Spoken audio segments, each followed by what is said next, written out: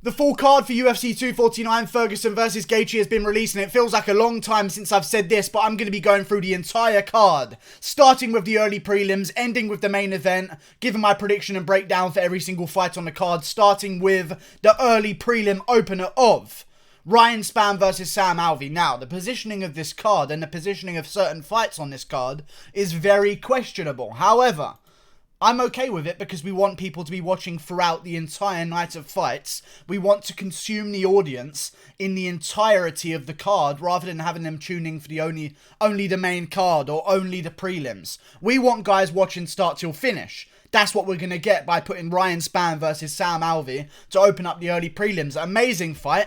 Ryan Spann's going to win. Ryan Spann recently had his training camp delayed from UFC London. He was supposed to be fighting Paul Craig at UFC London, which was going to be a good fight. It was headlining the early prelims there, or headlining the prelims on the fight night, and I'm glad that Ryan Spann got his fight shifted over. Sam Alvey as well had a fight coming up too. I don't remember quite who against. I'm going to check it really quickly, but Ryan Spann, in my opinion, will win this contest. I just don't like the odds for Sam Alvey winning this one, taking it on shorter notice, and Ryan Spann's already pretty much had a full training camp. It just got extended by a couple of weeks. I like that for Ryan Spann. I think he's going to go out there and KO Sam Alvey in relatively easy fashion in the first round. He's got the reach advantage, the size advantage, the youth, the chin. He's going to go out there and destroy smiling Sam Alvey. Sam Alvey, I feel like this is maybe the end of his career. You know, he's getting up there in age. He's taking his losses. Maybe this is the last one. Put the nails in the coffin. Ryan Spann's going to go out there and get an early KO. Moving on. Ciara Eubanks versus Sarah Moras. Thank God this is still on the card. Jesus Christ. The one fight I needed to see on this card. Forget about Makhachev or any of the other Dagestanis that disappeared off the card. Eubanks versus Moras was the real people's main event. Everyone knows about this. This is the best fight on the fucking card. I don't give a fuck who wins. I think it's going to be Ciara Eubanks. 4-4, 6-5. Shouldn't even be in the fucking UFC. Shouldn't even be in the sport of mixed martial arts. Period. She's a tomboy, so she's here. Ciara Eubanks wins. Via more masculinity. Done. Ciara Eubanks will win over Sarah Moras by decision, and it's going to be boring and it's going to be terrible. Ryan Spann will KO Sam Alvey in the first round. Moving on to the other fight on the early prelims, headlining the early prelims of UFC 249. Michael Johnson versus Khama Worthy. Amazing fight to make. I didn't know that Khama Worthy had Khama Worthy was supposed to be fighting on this card against Ottoman Izatar. I'm very aware of that, actually. Michael Johnson was supposed to be on another card fighting against someone. This is just so weird. Everyone's been taken from their original fights, but Michael Johnson, I believe, was supposed to be fighting Evan Dunham? Evan Dunham? Maybe at UFC Portland? If my memory serves me correctly, but they both had camps. Michael Johnson's had a little bit of a shorter camp. I do believe that Khama Worthy fluked his debut against Devontae Smith. Wasn't supposed to win that one. Clipped Devontae Smith behind the ear with the weakest looking punch I've seen in my fucking life at UFC 239 to headline the prelims, I believe. Really was a bit of a fluke. I think Michael Johnson's going to go out there and tag him up real nice. Land some shots on the face. Finish Khama Worthy. I wouldn't even mind this if Khama Worthy was this young up-and-comer who's only just got into the UFC, but 33 years of age, 15-6. I know Michael Johnson's 15. Sorry, I almost said 5. That would be a decent record. 19-15, but that 19-15 are against some of the best fighters in the world. You know, he's beaten Tony Ferguson. He loses to Stevie Ray. Like, he's just got the weirdest record in the fucking world. I don't understand Michael Johnson. It's a gamble every time you predict him to win. However, I think he's going to beat Khama Worthy. I think he's going to do it by decision in dominant fashion. Moving on to our prelims. Opening up with Alexander Hernandez versus Omar Morales. Says it's on the early prelims. It's actually on the prelims. Great fight for Alexander Hernandez. Omar Morales is a guy, 34 years of age, I believe. Yeah, 34 years of age. Trains at Hard Knocks 365 with Usman, Henry Hoof, those kind of guys. Great gym. Michael Johnson as well, who's also on this card. I just don't like his debut against Dong Hyun Ma. Like, I just thought you got to be doing things a little bit more impressively than that. Oh, his name actually was Dong Hyun Ma. Wow. I actually guessed his name. His name was Dong Hyun Ma, UFC Busan, South Korea, and he Little bit of a lackluster decision win, especially because that was his jump up in competition. If he was still going to be showing the early finishes and the submissions, I would be impressed. But because he actually showed difficulty against a guy like that, who was on a 2-fight win streak as well. I mean, Dong Hyun Ma is coming off some losses. He lost to Devontae Smith by KO. He lost to one other person as well. Can't remember the name. Omar Morales takes him to an iffy decision. It was a good fight. He won it clearly, in my opinion. But even still, Alexander Hernandez has had a full camp. Omar Morales hasn't. Omar Morales is a big lightweight. He's going to have to worry about the weight cut more than preparing for Hernandez. I think Hernandez is going to get the job done. And before you say that, oh, but what about the Hernandez-Trinaldo fight? He tore his fucking shoulder out of place in the first round. I think we can give him a pass for only barely beating Trinaldo with one arm. Two-armed Hernandez goes out there and destroys Omar Morales. I think he's just going to work a wrestling clinic on him. I think he's going to do what he did to Olivier Aubin-Mercier, another threatening submission specialist in the UFC that might even be better than Omar Morales. Hernandez is going to go out there, grind him against a cage. It's not going to be the most interesting in the world. I don't think he's going to get a KO. I think he knows that Morales has taken this on short notice, and he's going to say, you know what? I'm going to work down his gas tank, because that's the one thing I know he doesn't have, not being on a full camp. And I'm going to take him down the entire fight, grind him against a cage, and do ground and pound. Hernandez wins by dominant decision. Not the most interesting fight, but it will be dominant. Moving on to the prelims. Well, I've already been on the prelims. But moving on to another fight on the prelims. Marlon Vera versus... It's been a while since I've done this, guys. Marlon Vera versus Ray Borg. Actually interesting. Very interesting. At first, when I saw this, I don't like Ray Borg's chances. But when I think about things, I mean, Ray Borg... He can out-wrestle a lot of guys. And Marlon Vera can be out-wrestled a little bit by... the last guy he fought 2 fights ago, who actually had a pretty good showing against him, Nohelin Hernandez. Pretty good performance on short notice against Marlon Vera, but Marlon Vera finds a way to pull through. I am going to be picking Marlon Vera to win this fight. I just think he's a beast. He's my prospect to look out for. However, this is more interesting than some people are giving it credit for. The only reason I'm not going to give Ray Borg the win, or give Ray Borg as much of a chance as I normally would, is because... he's not built himself into a bantamweight. He keeps jumping between flyweight, bantamweight. Pick a division and stay there. And build yourself into that division. If you're going to be at flyweight, slim yourself down. Make yourself a 125-pounder. If you're going to be a bantamweight, bulk yourself up. Make yourself a bantamweight. He doesn't seem to be doing that. He seems either oversized and having problems with weight cuts, or... undersized and getting destroyed. I don't know. I just think Marlon Vera is going to get the job done. It's the next level up at bantamweight. Marlon Vera is a new wave of guys. He's going to go out there, especially with a full camp, with the confidence knowing that he's going to go out there, destroy Ray Borg. I think he actually will find the finish on Ray Borg as well later on in the fight in the 2nd or 3rd round. Don't be surprised if Ray Borg goes out there and wins the 1st round. I'm just saying. I know Marlon Vera is good. Ray Borg's a great wrestler. He really is, and he's shown that at bantamweight as well. We can take down some of these bigger guys. Don't be surprised if he goes out there and makes the 1st round close. Marlon Vera is going to win. I think he'll win over time in the later periods of the fight. The pressure will just be too much for Ray Borg on short notice, but Ray Borg, 26 years old, still young in his career, still got a full career ahead of him. The 1st round's going to be close with wrestling. Marlon Vera will take on as the fight goes on. If this was a full camp fight for both of these guys, it'd be more interesting, but Marlon Vera's getting the job done. Moving on. Another amazing fight, and we'll talk about the positioning of these cards. We've got Uriah Hall and Jacare Souza on the prelims compared to some on the main card. They want people to watch the prelims. They want people to watch it on UFC, ESPN2 on TV, rather than the pay-per-view. They've got the pay-per-view buys. If you want to watch Ferguson Gaethje, you're buying the pay-per-view. And Ngannou Rozenstruik also being on the pay-per-view is not going to really change the majority of people's minds over whether they're going to buy it or not, if you know what I'm saying. You know? They're already going to buy it for Gaethje Ferguson, and Ngannou Rozenstruik would have been just a nice little bonus. But they've given it the headliner of the prelims. But let's talk about Uriah Hall versus Jacare Souza. Great fight. Also could be on the main card. Good one. Really good one. I think Uriah Hall's got this one. I really do. Jacare Souza is good. Very good. He is fading in his career, as we have noticed. He did have that fight with Jan Blachowicz that was very impressive. However, was it though? He went 5 rounds, but he also just didn't engage with Blachowicz whatsoever. And Blachowicz is a counter striker, and Jacare's only engagements were to push Blachowicz up against the cage and hug onto him. That's how he made the fight close, I guess. Either way, Blachowicz got the win over him.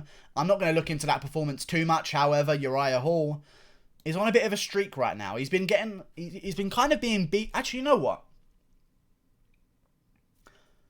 He's been being beaten by so many guys, but he just somehow finds a way to get the win. And it does worry me here when I do pick him, because he is terrible. Like, he's very good, but he's terrible at the same time, because he wins these fights against Antonio Carlos Jr. by close decision. Then he wins another fight in 2018 against Bevon Lewis, who's not the best in the world whatsoever. Went to a close decision with fucking Daquan Townsend, for Christ's sakes. And Uriah Hall was losing the entire fight until the third round, and he finally found the KO. He was losing the entire fight against Krzysztof Jotko. Eventually found the KO finish. It's just like... I'm gonna count on the underdog Uriah Hall, which I'm assuming that he is. He may be actually the favourite by now, who knows. I'm picking Uriah Hall. I think he's got the finishing factor here. Jacare Souza could just go out there and take him down. But then again, when's the last time you saw Jacare Souza just smush someone? Doesn't happen anymore. You know, it didn't happen with Hermanson. Didn't happen with Gastelum. Jacare Souza doesn't just completely dominate guys in the grappling. It's just a factor. It happened with Whitaker. These strikers are starting to figure some things out on how to keep themselves on the feet.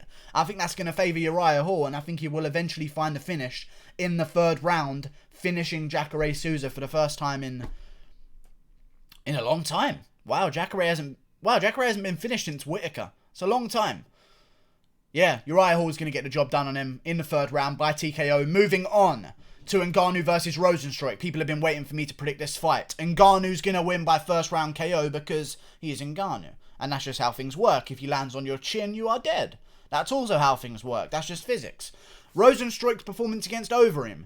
People say short notice. I don't. I say he had two camps for that fight. Fought Andrei Arlovski, striker.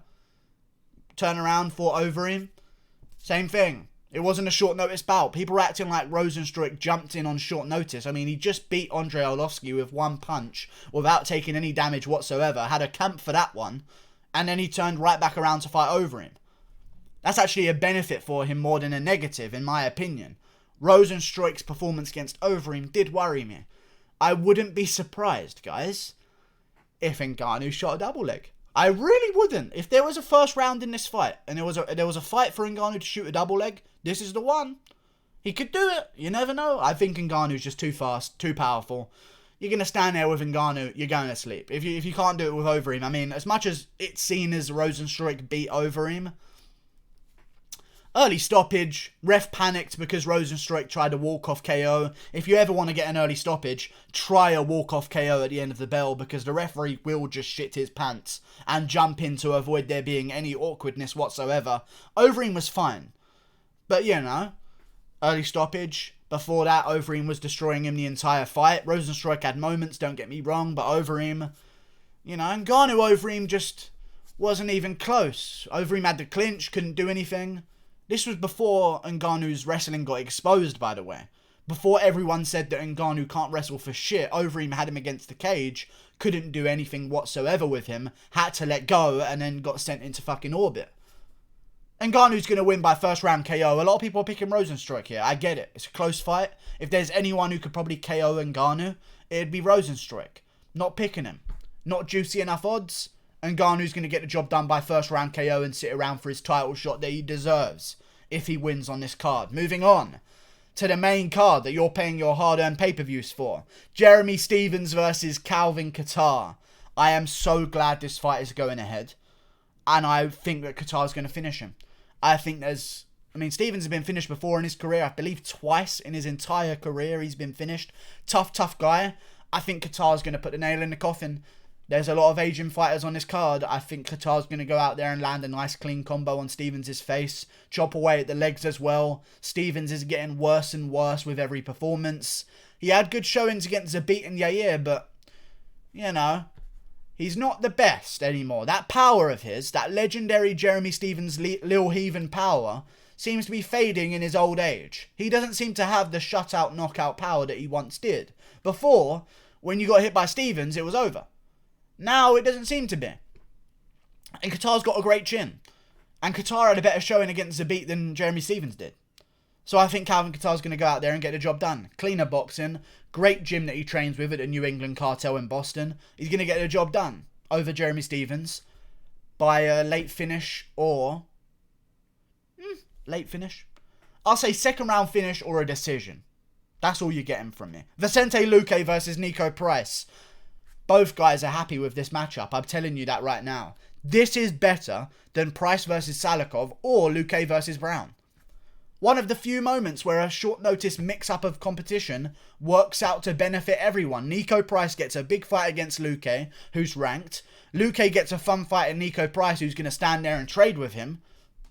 What's better than that for both of these guys? Amazing fight. Fucking Nico Price, man. It's so hard to predict a Nico Price fight because sometimes he goes out there and he gets outclassed. Completely outclassed. Sometimes he goes out there, gets outclassed, but just Nico Prices his way through the fight and wins. It's madness what Nico Price does in the octagon. However, I'm glad it's on the main card. I think Luque's going to beat him. I think Luque's going to finish him badly. I think Luque's going to learn a lot from that loss to Wonderboy, which was a close fight as well if you haven't rewatched that one. Other than the dropping moments from Wonderboy, Luque was in that fight. People act like Wonderboy destroyed him. I rewatched it. Luque was doing good. Luque had moments where he hurt Wonderboy in that first round as well. Luque's going to learn. 28 years of age. Got a great opponent in Nico Price who's going to stand with him and make it wild. That's what Luque likes. Great chin as well.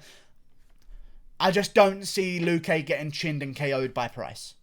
I don't see it. I think he's going to go out there, be patient, pick apart Nico Price, finish him on the feet, and get the job done. But Nico Price, listen, if there's ever an underdog to pick, Price is the guy. You know, that he is the guy. If you want an underdog win where it's going to come from behind and you're never going to expect it, it's Nico Price.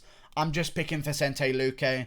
He's been in camp for Randy Brown. Say it was Nico Price for Muslim Salikov. But either way, I think Luque's going to learn a lot from his loss to Wonderboy. Come back stronger and show a new game. Destroy Nico Price. I want Nico Price to win, though. So badly, because he's one of my favourite fighters in the welterweight division. Nico Price, please, win. But I'm picking Vicente Luque. Moving on. Greg Hardy versus Jorgen. Oh, and Luque will win by first round or second round TKO. It'll definitely be a finish. Or a fight of the night. We'll see. Greg Hardy versus Jorgen De Castro. I think Greg Hardy wins.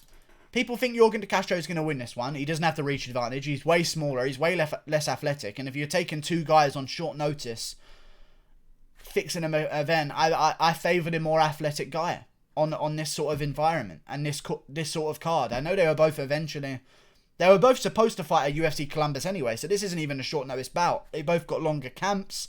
However, Greg Hardy's more athletic, he's taller, he's rangier. I think he's going to learn a lot from his loss to Volkov because I did not see that as a loss. He went in there against Alexander Volkov, who beat Fabricio Verdum down and beat him into the ground, was destroying Derek Lewis the entire fight before he eventually got caught in the last round. Greg Hardy, with one hand on short notice, went to an alright decision with Volkov. I mean, he lost every round in my opinion. Maybe you could give him one, but even then, the one round that was close could probably go to Volkov as well. But even still, he looked good. He was landing shots, throwing leg kicks, avoiding shots from Volkov. Volkov's a destroyer. I'm liking Greg Hardy's chances here.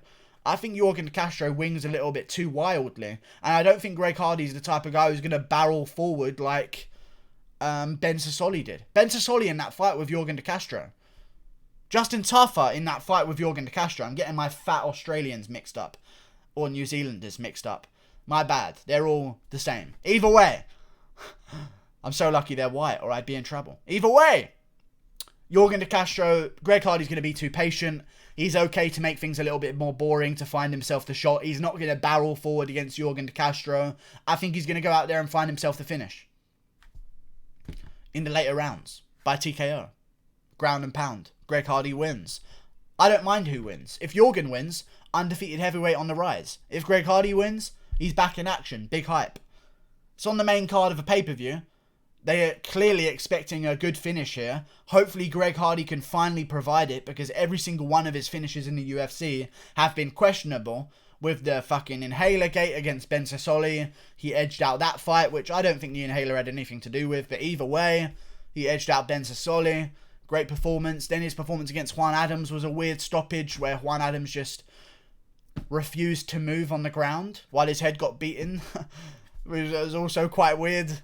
His one to get in against Dmitry Smolyakov was the closest thing to a fix I've ever seen. It wasn't a fix. They don't fix fights, but, you know, Dmitry Smolyakov was a little bit weird. A little bit weird, that fight, okay? Maybe he should go back to being a lifeguard. Greg Hardy's going to win, and he's going to win a great fight by a late round finish. Moving on. Jessica Andrade versus Rose Namajunas.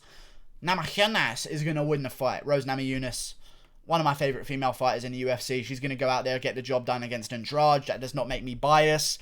I don't take anything away from the first fight. What I take away from the first fight is, if Rose Namajunas is being in the middle of the air slammed to the ground, she's going to let go of the submission this time. And she's going to win, like she was doing for the entirety of the fight. Andrade also, before you tell me, but Namajunas that was a bad KO, is that going to change her career? Andrade got KO'd as well in her last fight against Weili Zhang.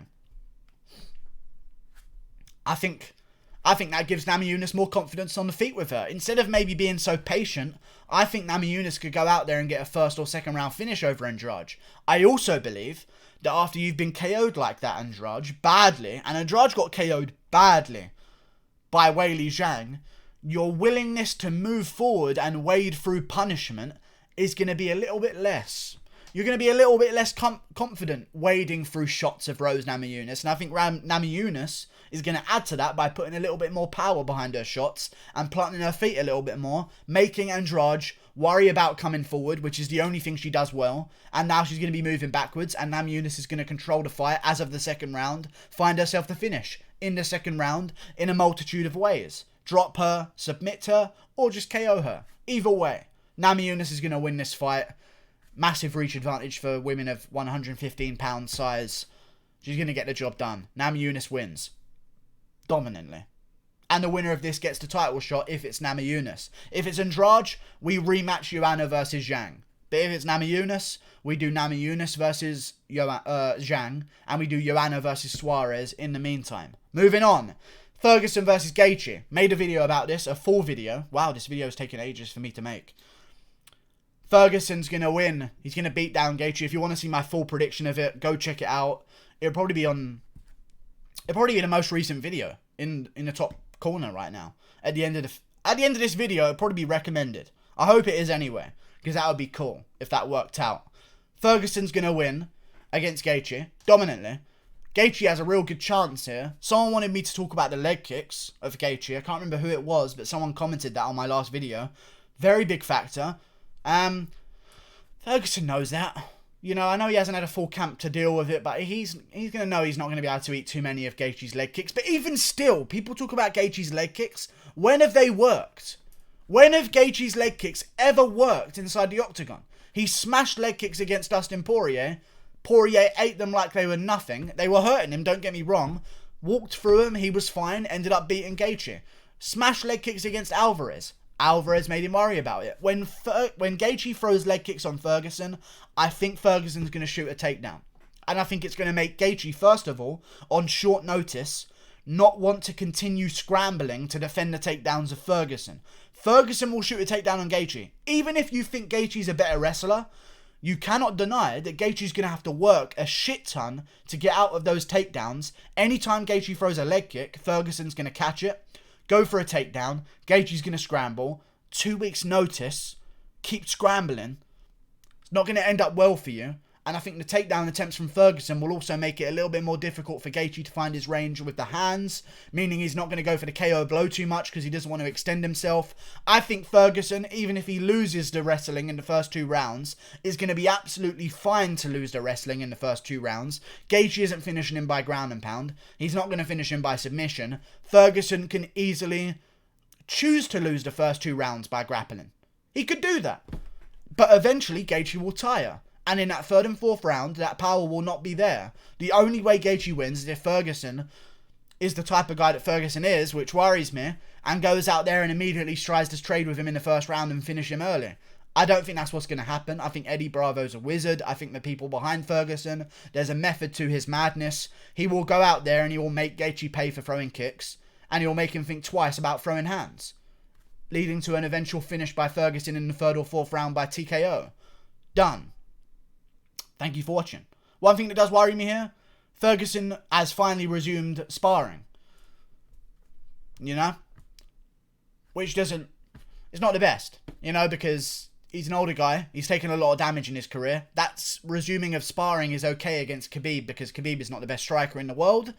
Gaethje is one of them. One of the best strikers. Is that damage in sparring? Has Ferguson been dropped once in sparring for this camp? His first time back in the sparring ring? Has he been dropped once? Twice? If you're an underdog better, you could go for Gaethje. He's not juicy enough of an underdog for me. He's a plus 130, I believe. Come on. You got to give me some more juice than that. I need a plus 200 if I'm going to put my money on Gaethje right now. Either way, Ferguson wins. He's going to win by 4th round finish. Goodbye. Thank you for watching. Click that button there. Like and subscribe. See you later. Great card. Good stuff.